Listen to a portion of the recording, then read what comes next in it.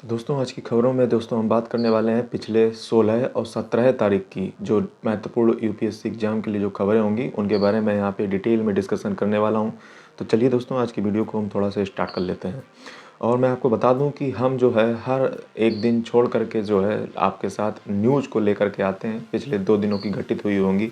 और आज दोस्तों मैं आपको बता दूं कि यदि आपका कोई क्वेश्चन हो, कोई सवाल हो तो आप मेरे नीचे कमेंट कर दीजिएगा और जो है हम उसका जवाब आपको देने की पूर्णतः कोशिश करेंगे।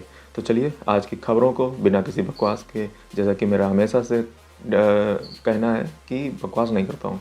तो चलिए वीडियो को स्टार्ट कर लेते हैं। सबसे पहले दोस्तों खबर निकल के आ रही है कि लोकपाल फाउंडेशन डे जो है मैं आपको बता दूं वो दोस्तों अभी हाल ही में 16 जनवरी को मनाया गया। जैसा कि आपको पता होना चाहिए लोकपाल जो है, अगर ये देखा जाए तो लोकपाल और लोकायुक्त जो का अधिनियम था 2013 का, और जो अन्ना हजारे और जो रिटायर्ड जस्टिस थे एन संतोष हेगड़े और अटॉर्नी जनरल आर वेंकटरमणी ने जो है लोकपाल फाउंडेशन डे को जो है मनाने के लिए जो है इन्होंने जो है फैसिलिटेट इनको किया गया इस बार।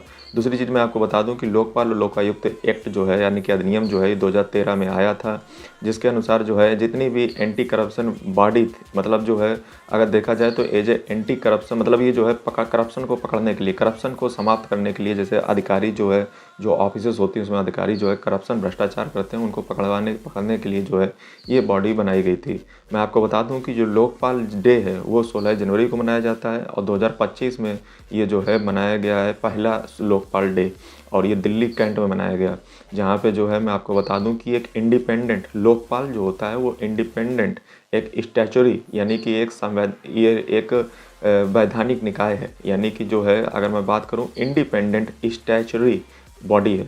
और मैं आपको बताऊं कि लोकपाल और लोकायुक्त एक्ट 2013 जो है कॉम्बैट यानी कि करप्शन को रोकने में जो है मैं आपको बता दूं पब्लिक ऑफिस में और उनकी अकाउंटेबिलिटी निर्धारित करने में ये जो है मदद करता है।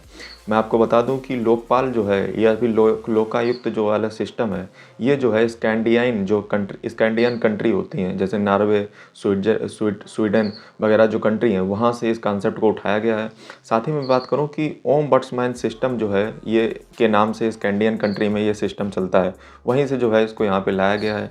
मैं आपको बता दूं कि 1966-1970 के दशक में मैं आपको बता दूं कि एडमिनिस्ट्रेटिव रिफॉर्म जो कमेटी बनती हैं, कमीशन बनती हैं बार बार, तो ये जो है मैं आपको बता दूं कि जो एआरसी थी 1976-1970 की ओर, तो जो है उसने जो है रिकमेंड किया था कि भारत में लोकायुक्त और या लोकपाल का जो पद है वो जो है लोकपाल का जो पद है वो सेंट्रल लेवल पे और लोकायुक्त का जो पद है वो स्टेट लेवल पे जो है इंट्रोड्यूस किया जाए।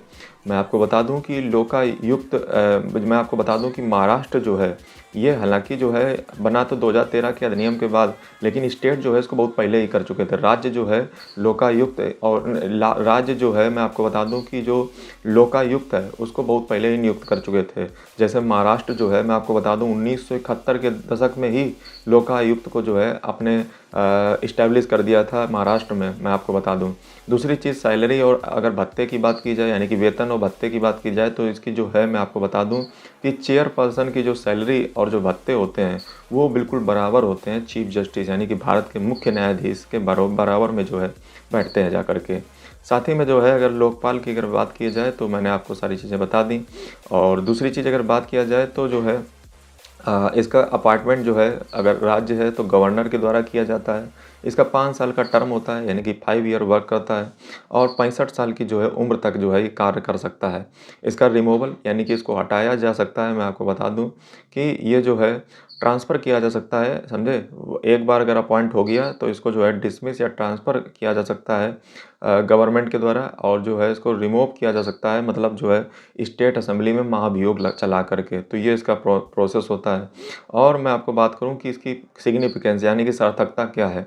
आज आप देख रहे होगे मेरे आसपास काफ़ी लाइट नहीं है, इसके पीछे कारण सीधा से ये है बिजली आ नहीं रही है और जो है मैं इस प्रकार से जो है आपके सामने लगा हुआ हूँ। तो मैं आपको बता दूं करप्शन यानी कि भ्रष्टाचार को ख़त्म करने में, अकाउंटेबिलिटी यानी कि उत्तरदायित्व को बढ़ाने में, और नागरिकों को जो है एम्पावर सशक्त करने में, और गुड गवर्नेंस को कॉन्सेप्ट को जो है प्रमोट करने में इसकी महत्वपूर्ण भूमिका रहती है। ऐसे ही अगर सिमिलर प्रैक्टिस की बात की जाए तो ओम्बड्समैन नाम की जो स्कीम है ये दोस्तों स्कैंडियन कंट्री में चलती है। एंटी करप्शन कमीशन जो है हांगकांग सिंगापुर में चलती है। पब्लिक प्रोटेक्टर ये साउथ अफ्रीका में चलता है और फेडरल एंटी करप्शन ब्यूरो ये ब्राज़ील में चलता है। मैं नेक्स्ट चीज़ की अगर बात किया जाए तो इसमें जो है कुछ लिमिटेशंस, इनकी कुछ जो है कमियां भी हैं, मतलब जो उसकी सीमाएं हैं उसको भी बता देता हूँ। Limitation period for filing complaints, यानी कि लोकपाल एंड लोकायुक्त एक्ट 2013 की अगर बात किया जाए तो जो है इसमें जो कंप्लेंट है वो 7 साल के अंतर्गत जो है फाइल करी देनी चाहिए। यानी कि जो है अगर आप 7 साल के अंदर अंदर फाइल नहीं करते हो तो जो है आपका कुछ नहीं होने वाला।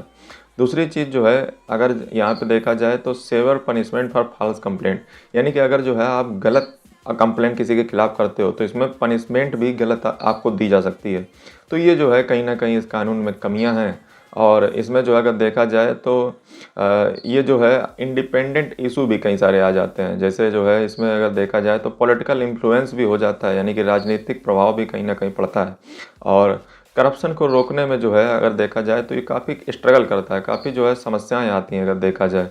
जैसे 8,703 कंप्लेन आई थी, मैं आपको बता दूं 2019-20 में, जिसमें से 2019-20 एंड 2023 में जो है कंप्लेन आई, यानी कि 2019-20 से 2023 के बीच में 8703 यानी कि 8,703 कंप्लेनें आई, जिसमें से मात्र 5,981 को ही डिस्पोज किया गया।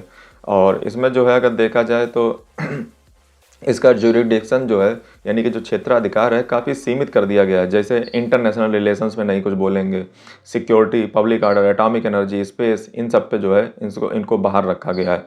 इसको जो है अगर देखा जाए तो इसको जो है ओवरसाइट यानी कि देख रेख करने वाला कोई मैकेनिज्म भी नहीं है। तो ये सारी कमियाँ हैं, ठीक है।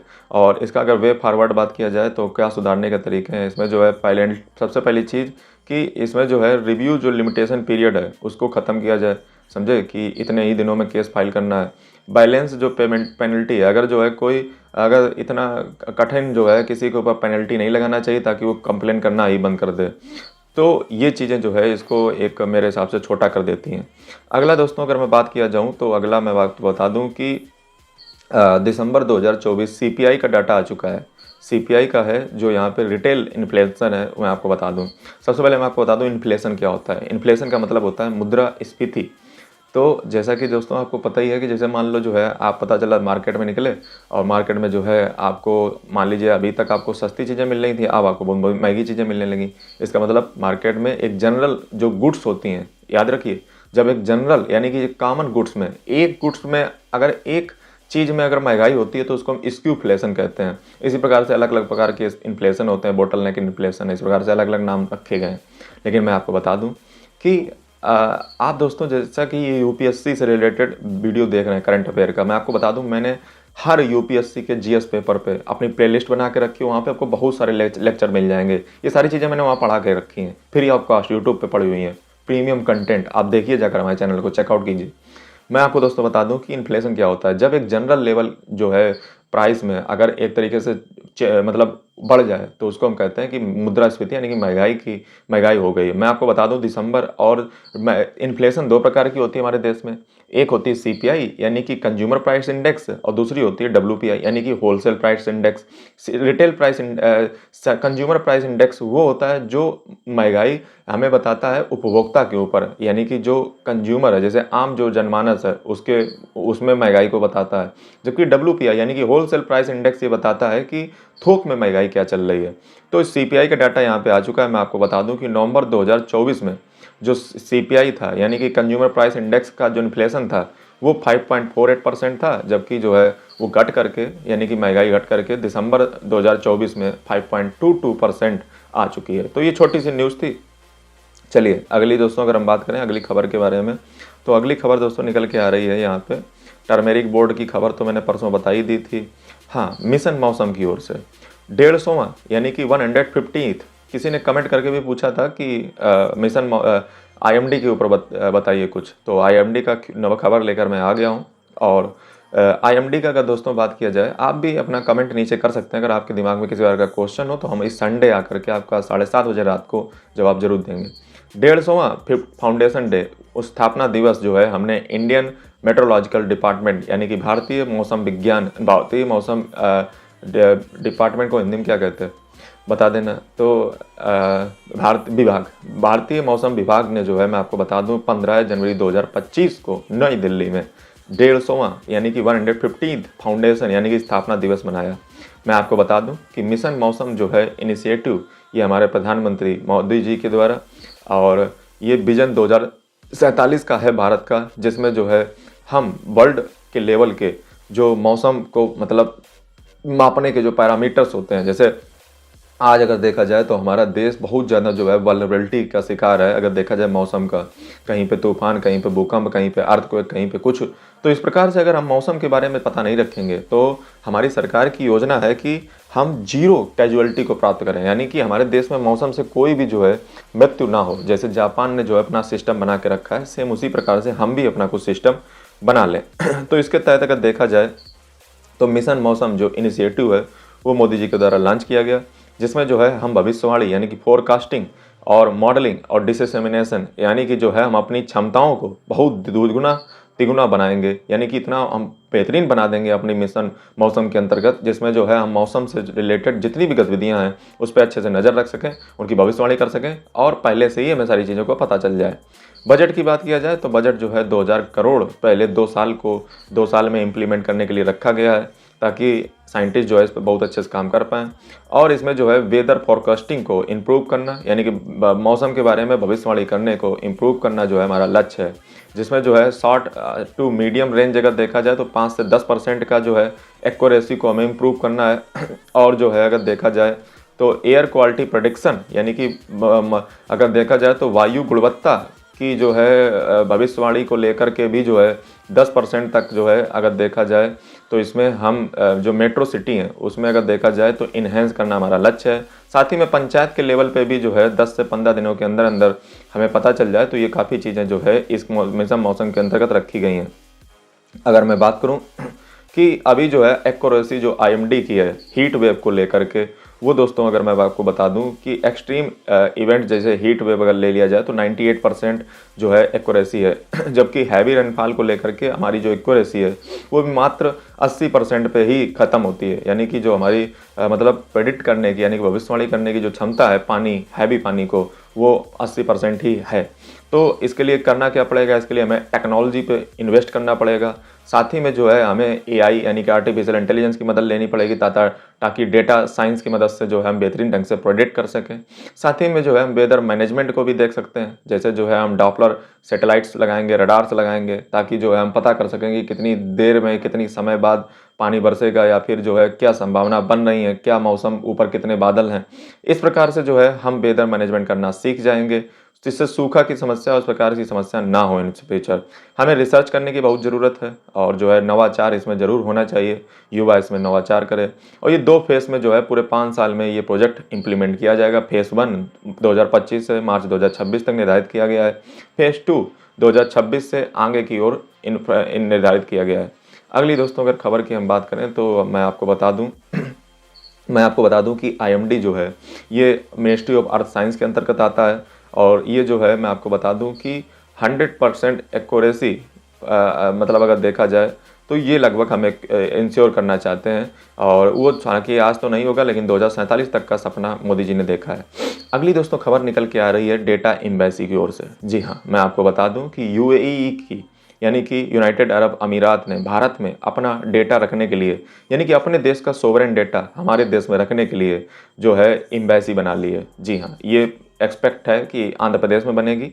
जी हाँ, यानी कि जो है अब कोई भी कंट्री इससे जो है मतलब अपने देश का डेटा, अपने देश में कहीं साइबर मतलब जो है कहीं थेफ्ट ना हो जाए, चोरी ना हो जाए, कहीं कुछ ना हो जाए, तो मतलब कोई देश ऐसा पहली बार हो रहा है कि UAE यानी कि जो यूनाइटेड अरब अमीरात है वो अपना डेटा भारत में रख रहा है और भारत में अपने देश का डेटा रख रहा है। इसको हम कहते हैं डेटा एम्बेसी। समझे, ये राजदूतों वाली एम्बेसी नहीं है, ये डेटा एम्बेसी है। यानी कि जो है पहला जो है अगर देखा जाए तो एम्बेसी इंडिया में खुल रहा है UAE का, जहाँ पे जो है UAE अपना जो है चोरी होने के डर से या किसी प्रकार के डर से अपना जो सोवरेन डेटा है वो भारत में रखेगा। मैं आपको बता दूं कि एस्टोनिया जो है पहला कंट्री था जो है जिसने जो है डिजिटलाइज किया था, अपने कॉपी किया था डेटा को लग्जमबर्ग में। मैं आपको बता दूं कि एस्टोनिया जो है अगर देखा जाए तो 2007 में ऐसा कार्य कर चुका है, उसने लग्जमबर्ग में जो है डाटा को रखा था। Estonia, Latvia, Lithuania, Luxembourg. आपको बताना लग्जमबर्ग में दुनिया की सबसे फेमस चीज़ क्या है, आपको कमेंट करके बताना। किस लिए जाना जाता है लग्जमबर्ग? अगला दोस्तों अगर बात किया जाए तो गंगा सागर मेला तो इतना इम्पोर्टेंट नहीं है। अगली दोस्तों बात करें, अगर खबर की बात करें तो ह्यूमन ब्रेन से निकल के आ रही है, यानी कि एलॉन मस्क ने जो है अनाउंस किया है कि 3rd पर्सन बहुत जल्द ही जो है ब्रेन में जो है अपने चिप डलवाएगा न्यूरालिंक। मैं आपको बता दूं, अगर आपको बिल्कुल भी इस बारे में विदित नहीं है तो मैं आपको बता दूं कि न्यूरालिंक एक कंपनी है जो है ब्रेन कंप्यूटर इंटरफेस के द्वारा, यानी कि जो है जिसमें कुछ सिग्नल्स हमारे ब्रेन के द्वारा इमिटेट होते हैं, यानी कि निकलते हैं, जिनको जो है ये ऑर्गेनोइड न्यूरल नेटवर्क कहते हैं। और उसके माध्यम से जो है अगर देखा जाए तो जो मिमिक होते हैं, जो सिग्नल हमारे दिमाग से मिमिक होते हैं, इसमें जो व्यक्ति पैरालिसिस है, जो बोल नहीं सकता या जो अपनी भावनाओं को व्यक्त नहीं कर सकता बोल करके, जैसे बेस्ट एग्जाम्पल इनका है, मैं आपको दिखा सकता था अगर ऊपर तो मेरे लगी हुई है स्टीफन हॉकिंग की। स्टीफन हॉकिंग ऐसे ही पैरालिसिस व्यक्ति थे और दुनिया के प्रकांड विद्वानों में से एक माने जाते हैं, समझे। एक पढ़ा लिखा व्यक्ति भी शायद इतना विद्वान ना हो जितना विद्वान ये थे। तो न्यूरालिंक जो मैं आपको बता दूं, इसका लक्ष्य है 20 से 30 लोगों के शरीर में इस चिप को डिप्लॉय करना 2025 तक। और ये न्यूरालिंक मैं आपको बता दूं ब्रीफ में, तो ये जो है एक प्रकार की कंपनी है एलॉन मस्क की, जो इंसानों के दिमाग में जो है चिप लगाती है ताकि इंसान जो है बोल सकें, और जो है बोल नहीं सकें मतलब जो है अपनी बातों को मशीनों से कोऑपरेट कर सकें, मतलब जो है वो मशीनों के साथ बात कर सकते हैं। मशीनों से जस्ट वो सोचेंगे, उससे उनके दिमाग में सिग्नल रिलीज होगा और उस सिग्नल को जो है उस डिवाइस के द्वारा पढ़ लिया जाएगा और उस काम को जो है उस कंप्यूटर में कर दिया जाएगा। यानी कि ब्रेन कंप्यूटर इंटरफेस पे बेस्ड ये जो है तीसरी बार किसी पर्सन के दिमाग में न्यूरल लिंक नाम की चिप जो है लगाई जा रही है। मैं आपको बता दूं, इसको जो है हड्डी में छेद किया जाता है, हमारे सर की जो स्केलेटन होती है ना, जो स्कल होता है, उसमें छेद किया जाता है एकदम ऐसे, फिर उसमें डाला जाता है। अगला दोस्तों अगर मैं बात करूं तो अगला मैं अगर बात करूं तो जो है मैं आपको बता दूं कि भारतीय प्रधानमंत्री यानी कि भारत के प्रधानमंत्री जी ने जो है, मैं आपको बता दूं कि आईएनएस सूरत, आईएनएस नीलगिरी और आईएनएस वाक्सीर, ये नाम के जो है मैं आपको बता दूं सबमरीन, अगर देखा जाए तो ये जो है सबमरीन 3 जो है भारतीय नौसेना को जो है सौंपे हैं। अगली के दोस्तों खबर की अगर हम बात करें तो मैं आपको बता दूं कि इजराइल और हमास जो हैं वो एग्री हो चुके हैं गाजा सीज फायर को लेकर के। और ये क्या है तो मैं आपको बता दूं कि जैसा कि आपको पता ही होगा कि अभी आपने देखा होगा कि ये जो बवाल था वो पिछले 15 महीनों से हमास और इजराइल के बीच में चल रहा था, जिसमें हुआ क्या था कि 7 अक्टूबर 2023 में हमास ने एक अटैक लॉन्च किया था, अल अक्सा स्टॉर्म जिसका ऑपरेशन का नाम था। और ये जो है ये अगर देखा जाए तो अल अक्सा स्टॉर्म जो है ऑपरेशन के तहत इसने एक अटैक इजराइल के ऊपर किया था, जिसके रिटेलिएट करते हुए मैं आपको बता दूं कि इजराइल ने दमभर जो है बमबारी, गोलाबारी और ये युद्ध चलता रहा। और इसके बाद जो है ये तब से युद्ध चल रहा था और जो है मैं आपको बता दूं कि युद्ध फाइनली जो है गाजा सीज फायर में बदल गया। जैसा कि आपको पता ही है कि हमारे जो है अगर अमेरिका के अगर राष्ट्रपति की बात की जाए तो डोनाल्ड ट्रंप 20 जनवरी को शपथ लेने वाले हैं। और डोनाल्ड ट्रंप जैसा कि आप जानते हैं कि इस प्रकार के जो चीज़ें होती हैं उनमें काफ़ी रोल प्ले करते हैं, लेकिन ये क्रेडिट कहीं ना कहीं डोनाल्ड ट्रंप को ना मिल करके ये जो है जो बाइडन जी को मिल चुका है और जो बाइडन इसमें सफल हो चुके हैं। साथ ही में मैंने परसों आपको एक चीज़ और कवर की थी कि न्यूक्लियर जो बैन था भारत के ऊपर से हटा दिया गया है। भारत की जो 3 कंपनियों के ऊपर बैन लगा के रखा था अमेरिका के द्वारा, यूएस के द्वारा, उसको भी जो है अभी हाल ही में आपने देखा हटाया जा चुका है। जैसे ही वहाँ से बैन हटाया गया तो मैंने आपको परसों वाली जो न्यूज वाली सेशन थी उसमें मैंने क्या आपको बताया था कि भारत की नई एटॉमिक एनर्जी जो कमीशन है वो कॉन्स्टिट्यूट कर दी गई। कारण यही है, वहाँ से जैसे बैन हटा 3 हमारे जो संस्थान थे भारत के जिन्होंने जो है महती भूमिका निभाई थी 1998 में जो पोखरण के टेस्ट थे, उनके ऊपर से बैन यूएस के द्वारा हटाया जा चुका है। तो बाइडन काफ़ी पॉजिटिव रहे इंडिया के लिए, जाते जाते जो है काफ़ी अच्छे काम कर गया। साथ ही जो है गाजा सीज फायर का भी जो काम था वो भी जो है उन्होंने अपने नाम तारीफ कर ली। और हालांकि डोनाल्ड ट्रंप के पास अभी मौका है, 4 साल हैं, वो चाहें तो बहुत कुछ कर सकते हैं। फिलहाल अगली दोस्तों खबर मैं आपको बता दूं वो निकल के आ रही है तो भारत नहीं, ये जो है निकल के आ रही है ब्लू घोस्ट और रेजिलेंस की ओर से।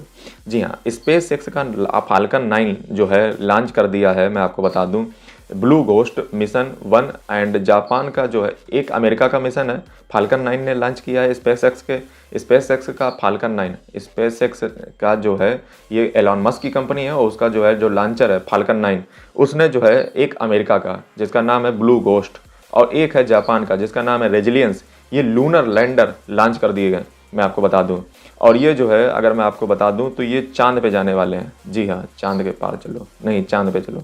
तो ये जो है, अगर मैं आपको बात करूँ कि इंस्ट्रूमेंट जो हैं ये लूनर सरफेस पे जाएंगे, और नासा का जो है कमर्शियल लूनर पेलोड सर्विस ये इनिशिएटिव है, इसका काम होगा कई सारी चीज़ों को जो है वहाँ पे देखना इन फ्यूचर, ताकि जो है हम वहाँ पे अपना जो है, अगर देखा जाए तो हर कोई व्यक्ति प्रयास कर रहा है चाँद पे जाने का, ताकि वहाँ पे भविष्य में जो है कॉलोनी बनाई जा सकें और हर जो लोग जो है वहाँ पे रह सकें, और ताकि वहाँ पे जो बड़े बड़े मिनरल्स हैं उनके बारे में भी जानकारी पता की जा सके।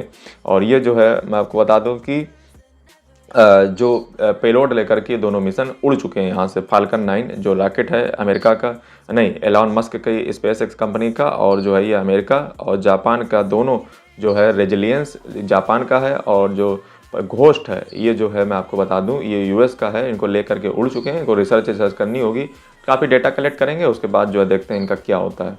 अगली दोस्तों खबर निकल के आ रही, मैं आपको बता दूं कि हमारे देश में एक समस्या बहुत बड़ी चलती है जिसका नाम है ऑनर किलिंग। ऑनर किलिंग का मतलब होता है सम्मान में, अपने सम्मान को ठेस ना पहुँचे इसलिए जो है किसी की हत्या कर देना, ये ऑनर किलिंग। और जब भी हम ऑनर किलिंग की बात करते हैं, यानी कि सम्मान बचाने के लिए जब हम हत्या की बात करते हैं, तो ये जो है मैं आपको बता दूं ये आ जाता है। ज़्यादातर आपने देखा होगा कि कई प्रकार से क्या होता है कि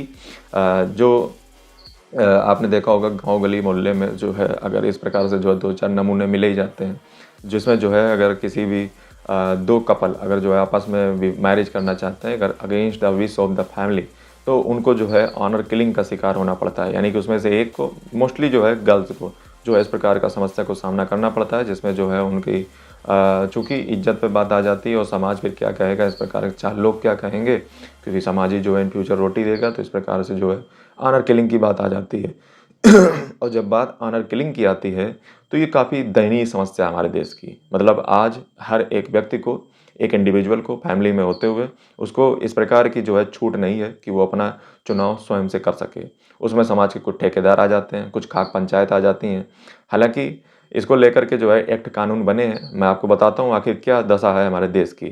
कुछ लोग जो है कल्चर को लेकर के, सोसाइटी को लेकर के, रिलीजियस को लेकर के और फैमिली के ऑनर यानी कि सम्मान को लेकर के, मोरालिटी नैतिकता को लेकर के, सोशल बिहेवियर समाज क्या कहेगा, इसको लेकर के जो है ऑनर किलिंग की जाती है। यानी कि अपने सम्मान में अपने बेटे या बेटी का जो है कत्ल कर दो, ताकि जो है इस प्रकार का नज़ारा पेश किया जाए, ताकि जो है मतलब जो है अपनी इज्जत बचाने के लिए कुल मिला करके ये ऐसा जो है डिफेंड किया जाता है। ठीक है।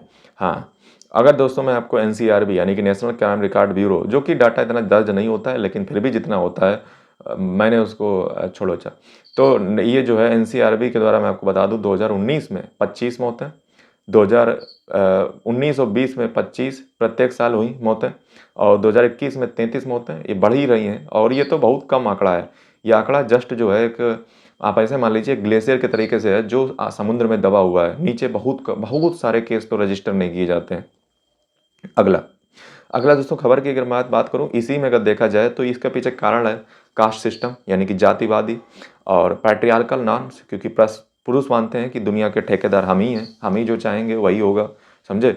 और कास्ट पंचायत, जैसे खाप पंचायत, जिसमें गांव गली मोहल्ले में क्या होती हैं, कुछ पंचायतें होती हैं जो निर्णय करती हैं कि क्या होगा, हमारे मोहल्ला का गोत्र सेम एम देख दिखा करके।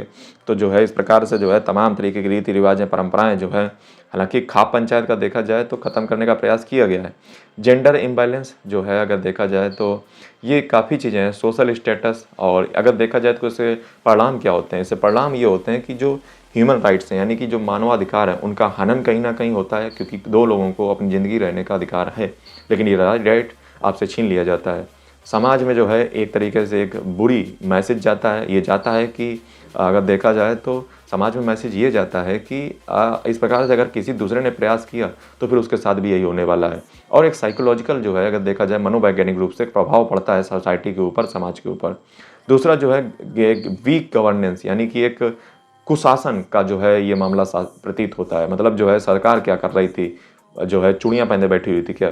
अगला अगर देखा जाए तो कल्चर का जो है बैकवर्डनेस आ जाता है, यानी कि जो है संस्कृति भी जो है इससे पीछे चली जाती है। यानी कि इतना रिग्रेसिव, मतलब इतना अगर देखा जाए तो मतलब जो है आपका कल्चर बेकार है, मतलब ये आपकी सोच को दर्शाता है।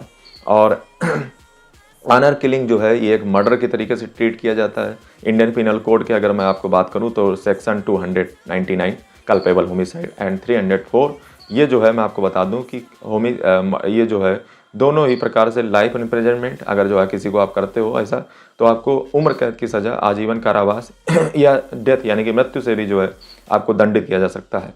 और मैं आपको बता दूं कि ये जो है अगर ये जो है मर्डर के तुल्य माना जाता है, ठीक है, ये बात आपको पता होनी चाहिए।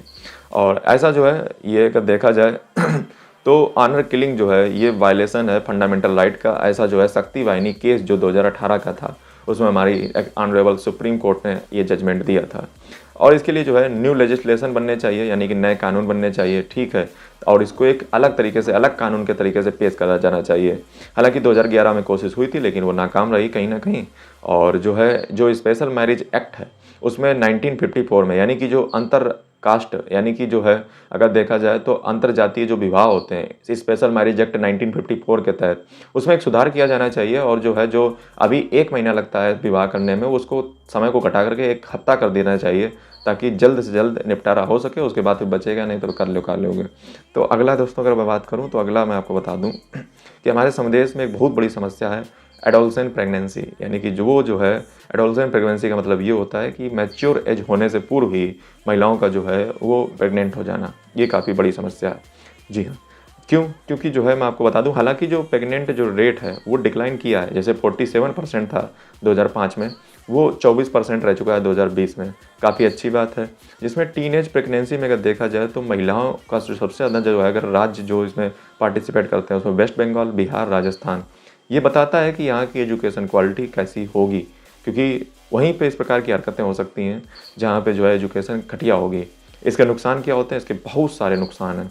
इससे जो है कहीं ना कहीं सोसाइटी में जो महिलाएं होती हैं उनको स्कूल छोड़ना पड़ता है, कॉलेज छोड़ना पड़ता है। और एक जो सोसाइटी में जो जल्द जो है मातृ बनने का जो सपना है उसको ले करके चलते हैं, और उससे कहीं ना कहीं डोमेस्टिक वायलेंस और फिर जो है इकोनॉमिक जो डिपेंडेंस होती है वो डिपेंड होना पड़ता है।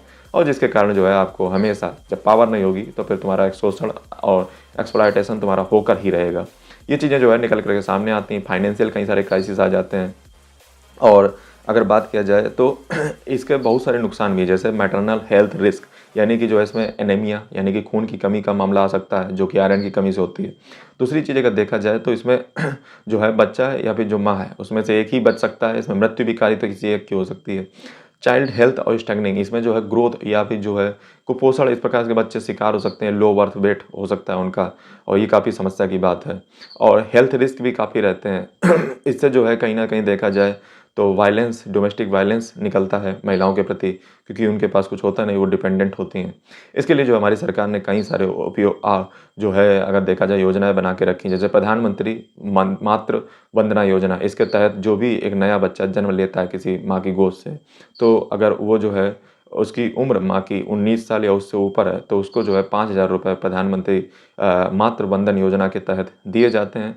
और साथ ही में जो है जननी सुरक्षा योजना के तहत अगर देखा जाए तो डिलीवरी जो है वो प्रॉपर तरीके से हो, इसके लिए भी जो है इंस्टीट्यूशनल वे से हो, इसके लिए आशा जो है बहुएं बनाई गई हैं, जो कि जो है आपने देखा होगा गाँव गली मोहल्ले में आपको दिखती होंगी, जो इसको एक इंस्टीट्यूशनलाइज एक तरीके से जो है कार्य करवाती हैं डिलीवरी का।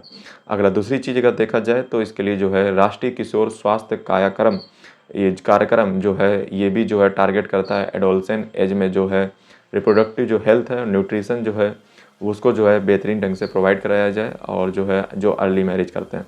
और बालिका समृद्धि योजना, ये जो है बीपीएल जो फैमिली होती हैं, गर्ल चाइल्ड एजुकेशन के ऊपर फोकस करता है और मैरिज को डिले करने की कोशिश करता है। और इस प्रकार से कई सारी योजनाएं हैं फिलहाल। अगला दोस्तों खबर की ओर बढ़ते हैं, क्योंकि मुझे कहीं निकलना भी है।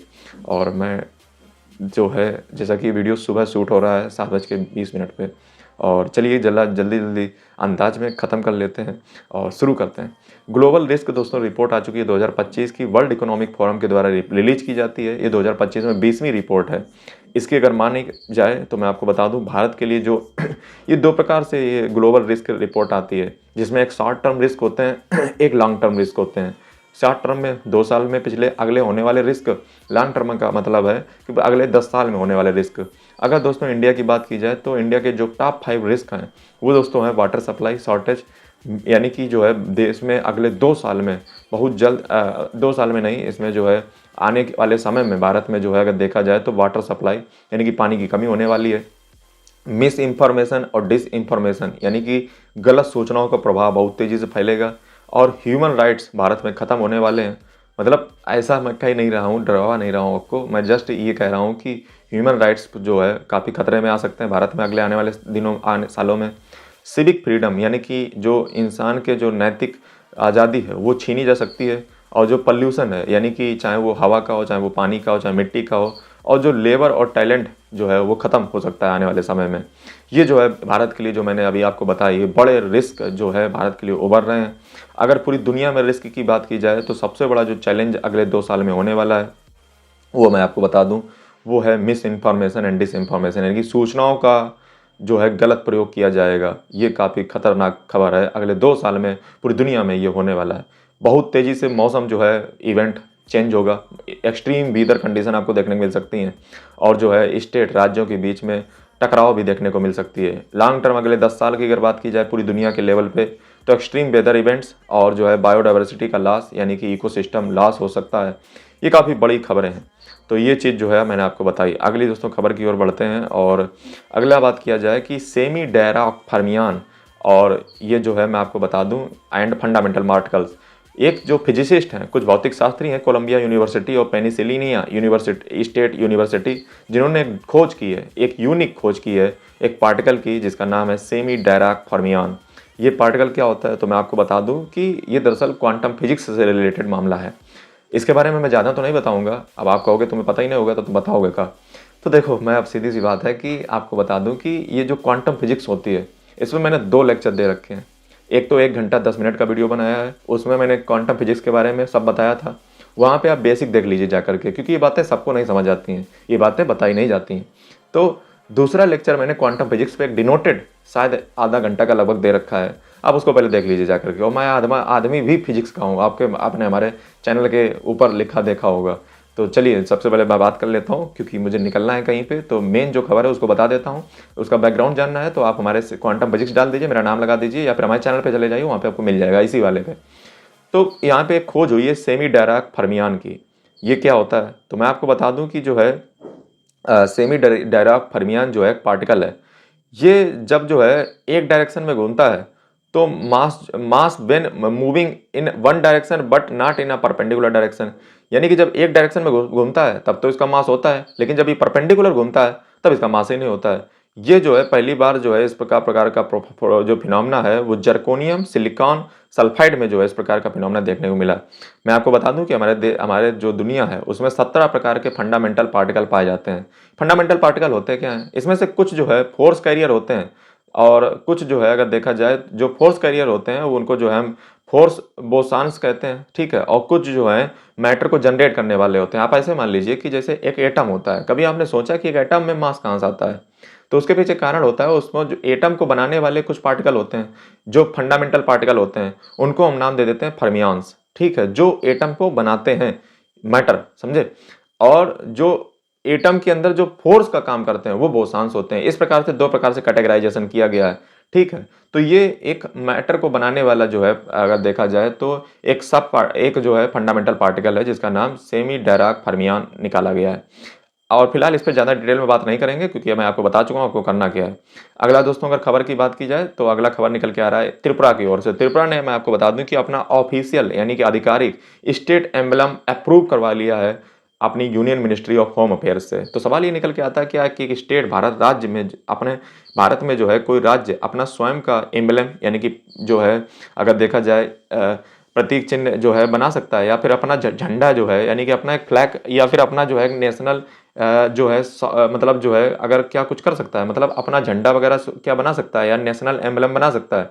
सॉरी, नेशनल एम्बलम नहीं, उस स्टेट का जो क्या एम्बलम या क्या जो झंडा अपना स्वयं का हो सकता है, यस हो सकता है, लेकिन उसके लिए जो है आपको union ministry of home affair से जो है अप्रूवल लेना पड़ता है। तो मैं आपको बता दूं कि भारत में जो है आप स्टेट जो है यानी कि राज्य जो है वो अपना झंडा स्वयं का बना सकते हैं, बस वो जो है emblem and names prevention of improper use act जो 1950 का है और फ्लैग कोड ऑफ इंडिया 2002 का है, इसका जो है वायलेशन ना करते हो। और साथ ही में जो है prevention of insults to national honour act 1971 को भी जो है वायलेट ना करते हो, तो जो है वो बना सकते हैं अपना, जी हाँ बना सकते हैं, नेशनल फ्लैग जैसे अपना जो है बना सकते हैं। और बस वो जो है राष्ट्रीय जो झंडा है उसका जो है कहीं ना कहीं किसी प्रकार से डायरेक्टली या इनडायरेक्टली कहीं ना कहीं उसको जो है मतलब नुकसान ना पहुंचाता हो। जैसे SR Mumbai versus union of India case ये 1994 का, इसमें ये बात कही थी कि नेशनल फ्लैग, सुप्रीम कोर्ट ने कहा था कि नेशनल फ्लैग हो सकता है अपना स्टेट का, और ऐसा जो है किसी के लिए निषिद्ध नहीं किया गया है कि आप मत रखिए।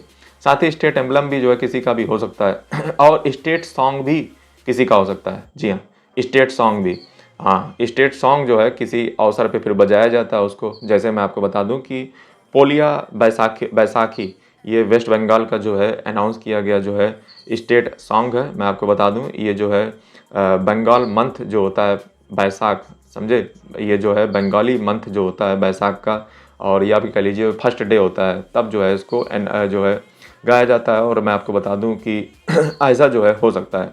साथ ही में आर्टिकल 51A जो फंडामेंटल ड्यूटीज़ के बारे में, यानी कि मौलिक कर्तव्य के बारे में कहता है, तो वो कहता है कि एक मोरल ड्यूटी भी है, नैतिक जिम्मेदारी भी नागरिकों की है कि वो भारत के सिंबल हों या फिर स्टेट यानी कि उस राज्य में जिसमें वो रहता है उसके सिंबल हों, उसमें जो है उसका सम्मान करना जो है हर नागरिक का कर्तव्य है। अगला दोस्तों अगर खबर की हम बात करें तो अगला दोस्तों खबर जो है यहाँ पे लगभग ख़त्म होने वाला है, जो कि अच्छी बात है, ताकि मैं यहाँ से फटाक से विदा लूँ। और अगली दोस्तों जो है लास्ट PDF बची हुई है और उसको फटाक से खोल देता हूँ। और यहाँ पे जो है अगली जो खबर निकल के आई है, जी हाँ, इलेक्शन कमीशन ने जो है यहाँ पे एक एडवाइजरी जारी की है आर्टिफिशियल इंटेलिजेंस को दुरुपयोग को रोकने के लिए। जी हाँ, जैसा कि आपको पता है कि दिल्ली में, न्यू दिल्ली में अभी जो है, दिल्ली में अगर देखा जाए तो इलेक्शन होने वाले हैं, जिसमें जो है कई प्रकार से जो है आर्टिफिशियल इंटेलिजेंस का प्रयोग करके डीप फेक, एल्गोरिथम बायस या फिर मैनिपुलेशन ऑफ इलेक्टोरल बिहेवियर या डिपेंडेंसी और टेक्नोलॉजी से करके, जैसे साइबर अटैक्स, टेक्निकल ग्लिचेस या किसी प्रकार से जो है पॉलिटिकल पार्टी जो है वो भड़का सकती हैं लोगों के सेंटिमेंट को, या AI का प्रयोग करके किसी को बदनाम करने में, ये सारी चीज़ें की जा सकती हैं, जिसके लिए इलेक्शन कमीशन ने जो है अपनी टीम गठित कर दी है और जो है उसको मॉनिटर किया जाएगा कंटिन्यू, ऐसा कोई करे ना, और इसको देखा जाएगा ताकि इस प्रकार से जो वोटिंग है यानी कि जो चुनाव प्रक्रिया है, यानी कि जो चुनाव हैं उसमें किसी प्रकार का जो है भेदभाव, किसी प्रकार की जो ईमानदारी, किसी प्रकार की इंटीग्रिटी, किसी प्रकार का जो है एक गलत सेंटीमेंट किसी भी व्यक्ति के प्रति ना भड़काया जाए टेक्नोलॉजी का प्रयोग करके। तो आर्टिफिशियल इंटेलिजेंस पे इस बार चुनाव कमीशन यानी कि जो चुनाव आयोग है उसकी बहुत कहीं नज़र बनी हुई है। अगला दोस्तों अगर खबर की बात किया जाए तो RBI, जैसा कि आपको पता ही है कि RBI इन दिनों दिन अच्छे नहीं चल रहे हैं, समझे। RBI का जो पैसा रुपया है वो गिरा हुआ चल रहा है डॉलर की अपेक्षा देखा जाए। हालांकि इसके पीछे कारण सीधा सा ये है कि दरअसल डोनाल्ड ट्रंप आने वाले हैं और वो जो है, चूँकि जानते हो कि प्रो बिजनेस आदमी है, तो हर व्यक्ति अपना पैसा खींच रहा है ताकि अमेरिका जाकर के इन्वेस्ट करे जा करके, और मार्केट से भारत की जो है पैसा स्वीप कर दिया जा रहा है, मतलब मार्केट से पैसा निकल रहा है, जिसके कारण जो है अगर देखा जाए और भारत का ट्रेड भी अगर देखा जाए, व्यापार भी देखा जाए, तो वो भी काफ़ी जो है अगर देखा जाए तो नुकसानदेह चल रहा है। इस कारणवश जो है भारत का जो रुपया है उसकी हालत खस्ता होती चली जा रही है, जिसको इंश्योर करने के लिए क्रॉस बॉर्डर ट्रांजैक्शन के रूप में RBI जो है बहुत जल्द रेगुलेशन जो बनी है 1999 जो फॉरेन एक्सचेंज मैनेजमेंट एक्ट के तहत RBI के हाथों में, इसके तहत जो RBI बहुत जल्द रुपयों में जो है देशों के साथ डील करेगा ताकि अपनी मुद्रा को जो है स्ट्रेंथन किया जाए in context of India US dollar. Next news यहाँ पे मैं आपको बता दूँ, वो अगली खबर निकल के आ रही है। मैं आपको बता दूँ यूनियन कैबिनेट ने थर्ड लॉन्च पैड जो है वो आंध्र प्रदेश में श्रीहरिकोटा में सतीश धवन जो स्पेस सेंटर है इसरो का, वहाँ पे बनाने के लिए जो है प्रोजेक्ट को हरी झंडी दे दी है। अगला दोस्तों खबर की अगर बात किया जाए तो भारत ने, आपको पता होना चाहिए कि भारत ने अगर देखा जाए तो अचीव कर लिया है, भारत चौथा देश ऐसा बन गया है जिसने डॉकिंग अनडॉकिंग की प्रक्रिया को सफलतापूर्वक तरीके से सक्सेसफुली अपने मिशन स्पेडेक्स के तहत जो है इसको जो है हासिल कर लिया। स्पेडेक्स के बारे में मैंने आपको करंट अफेयर में ही बताया था जब इसको जो है अनडॉक किया गया था, और आज जो है कल जो है इसको डॉक कर दिया गया, परसों सॉरी। फिलहाल आपको आज कल परसों से क्या लेना देना, कौन सी आपको तारीख पता है, आप बस इतना याद रखिए कि 16 तारीख को शायद था। अब दोस्तों मैं आपको बता दूं चौथा देश बन गया है। अब डॉकिंग अनडॉकिंग क्या होती है मैं आपको बता दूं कि भारत के द्वारा जो है जो इसरो थी उसने यहाँ से 2 स्पेडेक्स भेजे थे, समझे, 2 जो है सैटेलाइट भेजे थे, जिसमें से एक का नाम था चेसर स्पेडेक्स 01 और दूसरा स्पेडेक्स 02 जिसका नाम था टारगेट। इनके नाम याद रखिएगा, चेसर, टारगेट। ये जो है इन्होंने जो है आसमान में गए, एक दूसरे से जो है अनडॉक हुए, अनडॉक का मतलब जो है एक दूसरे से अलग हुए जाकर के उसमें स्पेस में अंतरिक्ष में जाने के बाद, जिसके बाद इसको कई मशक्क़त के बाद बार बार इसरो के द्वारा उसको पास लाया गया, फिर दूर ले जाया गया, क्योंकि आसमान में ले जाना कोई ऐसा काम थोड़ी ना है, आसान काम थोड़ी ना है। अरे भैया ग्रेविटी होती है, अगर आप साइंस के आदमी होते तो समझते होते कि क्या चीज़ होती है, क्या समस्याएं आती हैं। तो ये फाइनली जो है इनको स्पेस अंतरिक्ष में अलग किया गया, जिसको हम अनडॉक प्रक्रिया कहते हैं।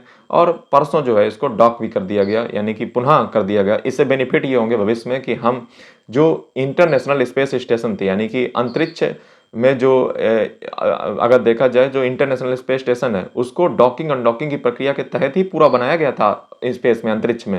यानी कि यहाँ से लेकर के वहाँ जाते थे, वहाँ उसमें स्पेस स्टेशन में चिपक जाते थे, वहाँ पे फिर जोड़ते थे, फिर नीचे चले जाते थे। इस प्रकार से पूरी स्पेस स्टेशन को तैयार किया गया था। यानी कि इन फ्यूचर ह्यूमन जो मिशन होते हैं उनको जो है भेजने में काफ़ी मदद मिलेगी। साथ ही में हम अपनी जो भारतीय अंतरिक्ष स्टेशन बनाने वाले हैं उसमें भी काफ़ी मदद मिलेगी इसके जो है कर देने से। वहीं पे अगली खबर की बात किया जाए तो 7th 8 पे कमीशन वो जो है अप्रूव हो चुका है, समझे। 8 पे कमीशन, जी हाँ। ये आपको पता होना चाहिए कि हर 10 सालों में एक पे कमीशन वित्त मतलब जो है अगर देखा जाए पे कमीशन बनता है। तो ये 8th पे कमीशन जो है वो 2000 अगर देखा जाए तो उसका कार्यकाल 2026 में ख़त्म होने वाला था। 7th पे कमीशन का कार्यकाल 2026 में ख़त्म होने वाला था, और जिसके जो अगर मैं बात करूं कि कमीशन जो चेयरमैन थे वो जस्टिस अशोक कुमार माथुर थे, ये 7th पे कमीशन के। 8th पे कमीशन जो है ये मैं आपको बता दूं वो जनवरी 2026 से शायद शुरू होनी चाहिए, और उनके जो है सैलरी वैलरी जो है जो भत्ते होते हैं उनमें बढ़ोतरी होगी। ये इसलिए किया जाता है ताकि महंगाई बढ़ती है हर 10 सालों में, तो उसको जो है उसी प्रकार से मैनेज करने के लिए इस प्रकार के काम किए जाते हैं।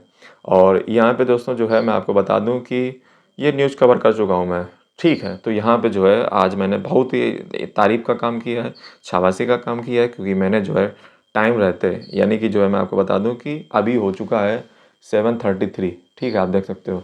तो फटाक से जो है मैं निकलता हूँ। उससे पहले मैं आपको बता दूं कि ये हर एक दिन छोड़ करके यहाँ पे करंट अफेयर में बहुत डिटेल में बात करता हूँ, जैसा कि आपने इस वीडियो के जरिए देखा होगा।